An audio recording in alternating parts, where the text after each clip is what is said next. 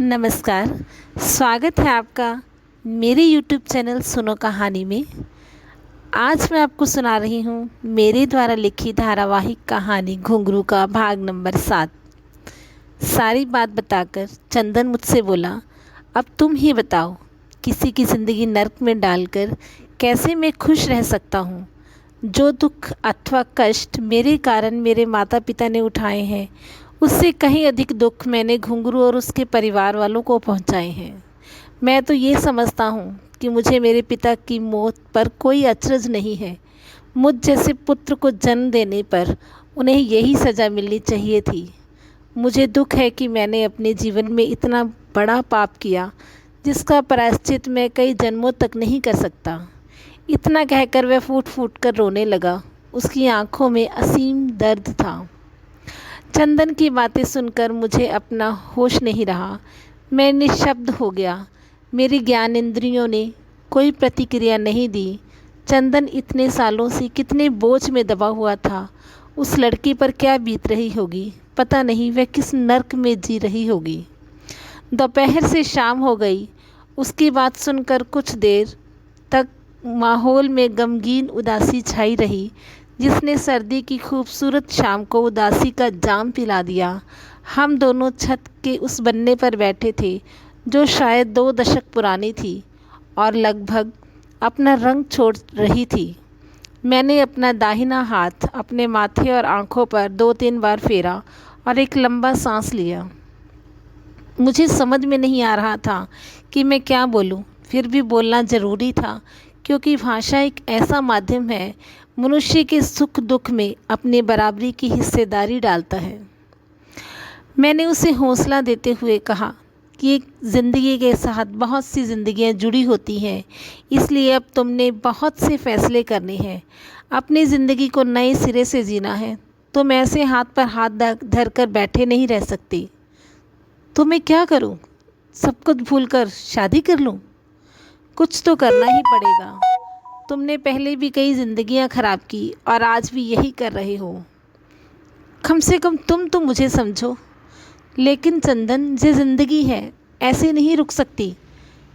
ये अपनी रफ्तार से आगे बढ़ती जाएगी। अगर तुम सोचते हो कि तुम ऐसे साधु बनकर ज़िंदगी जियोगे और तुम्हारा प्रायश्चित हो जाएगा, तुम गलत सोचते हो। इसके लिए तुम्हें कुछ ना कुछ तो करना ही पड़ेगा। ऐसे में तुम घुट घुट कर पागल हो जाओगे या मर जाओगे। अब भी तुम्हारे पास समय है, तुम बहुत कुछ कर सकते हो। जैसे? उसने हैरान होकर पूछा। जैसे अब तुम घुंघरू को ढूंढ सकते हो। क्या? हाँ, बशर्ते वो जिंदा हो। अगर वे दुनिया के किसी भी कोने में हो, तुम उसे ढूंढकर उसके माता पिता से मिलवा सकते हो। ये इतना आसान नहीं है, वह बोला। नामुमकिन भी तो नहीं। देखो चंदन, एक दिन सबने मरना है, तो क्यों ना मरने से पहले अपने सीने से बोझ उतार कर मरो। हम सब भारतवासी हैं, करो या मरो, पर विश्वास रखते हैं। इसके बीच में क्या आता है हमें नहीं पता। शायद तुम सही कह रहे हो। मुझे पता है कि मैं सही कह रहा हूँ, और मुझे ये भी पता है कि ये काम इतना आसान नहीं है। लेकिन चंदन, मैं तुम्हारे साथ हूँ। चलो शुरू से शुरू करते हैं। वो क्या नाम बताया था तुमने? राका। राका, हाँ, बल्ली। जिससे भी मिलना होगा हम मिल लेंगे। इस काम में चाहे कितनी भी मुश्किलें उठानी पड़े, हम पीछे नहीं हटेंगे। चंदन पर मेरी बातों का असर होने लगा। मुझे ये नहीं पता था कि मुझे क्या हो रहा है, परंतु मुझे ये पता था कि मैं जो भी कह रहा हूँ वह कहीं ना कहीं तो सही था। मेरे ऐसा सोचने के लिए मेरे सकारात्मक रवैये का बहुत बड़ा हाथ था।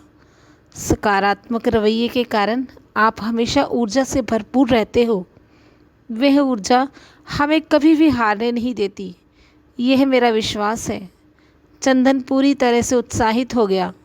मैंने उस दिन उसकी आंखों में एक अलग ही चमक देखी, ऐसी चमक जो अपने लक्ष्य प्राप्ति के लिए कुछ भी करने को तैयार थी। और यहीं से चंदन की ज़िंदगी से ग्रहण हटाने का नया अध्याय शुरू हुआ। धन्यवाद।